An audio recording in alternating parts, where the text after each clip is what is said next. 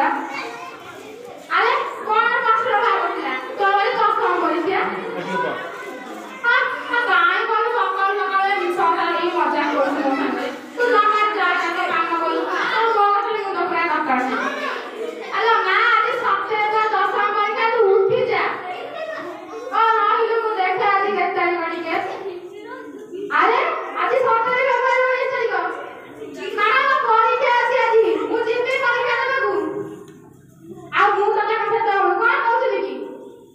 ହଁ ଯେ ଯିବି ମୁଁ ତ କିଛି ପାଠଟା ପଢିନି କଣ ଦେଖିବି ଜାଣିଛି ତୁ ଯାହା ଲେଖୁଛୁ ଦେଖେ ଲେଖିଦବୁ ରାତିରେ ଫୋନ ଦେଖୁଥିଲି କିଛି ଦେଖିପାରିଲି ନାହିଁ ପଢିପାରିଲି ନାହିଁ କି ଲେଖିପାରିବି ନାହିଁ ତୁ ଯାହା କରୁଛୁ କଣ ଜଲ୍ଦି ବାହାର ପରୀକ୍ଷା ଦେବାକୁ ଯିବୁ ମାମା ପରୀକ୍ଷାଟା ନଦେଲେ ହବନି ତୁ ପରୀକ୍ଷା ଦେନି ତାପରେ ତ ବାପାକୁ ଯିଏ ଯାହା କହିବ ତୁ ତୋର ବୁଝିବୁ ତ ବାପା ମତେ ଯାହା କହିବ ମୁଁ ସବୁ ମନେ କରିଦେବି ମୁଁ କିଛି ଜାଣିନି ମାମା ଟିକେ ବାପାକୁ କହିକି ମନେଇ ଦଉନ ଏମିତି କଣ କହୁଛ ତୁଚି ମୁଖିଆ ଦେହ ବାହାରିଆ ଜଲ୍ଦି ଜଲ୍ଦି ତୁ ପରୀକ୍ଷା ପାଇଁ ବାହାରିଛୁ ତୁ ବାପାକୁ ମୁଡ଼ା ତୋ ବାପା ତୋତେ ଦେଇକି ଯିବ ହଉ ମାମା ମୁଁ ଯାଉଛି ଯେ ମୁଁ ଯାହା ଦେଖିବି ମତେ କିଛି କହିବନି ସେଇଟା ତ ବାପାର ତୋର ବୁଝିବ ମତେ କିଛି କୁହନି ହେଲା ହଉ ଯା ନା ବାହାରିବୁ ତୁ ତୋ ବାପାକୁ ଡାକିଆ ଏଇଠି ଶୁଣୁଛ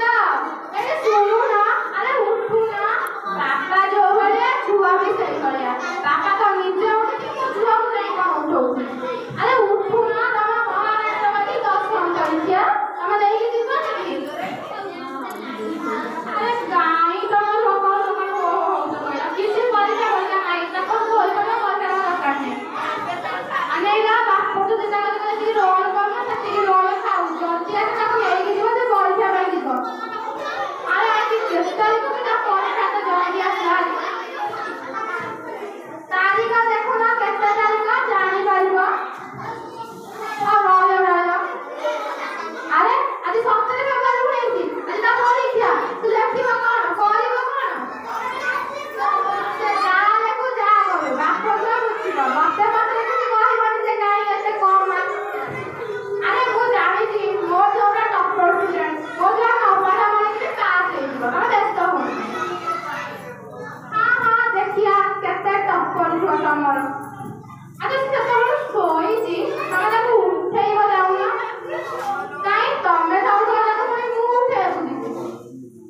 ଆରେ ସେ ମୋ କଥା ଶୁଣୁନି ଯାଅ ଜଲ୍ଦି ଆଉ ଚାହୁଁଛୁ ତା ପରୀକ୍ଷାଟା ଅଛି ସେ କଣ ଉଠୁନି ଆରେ ମୋ ଛୁଆ କାଇଁ Hey, Sura Sara.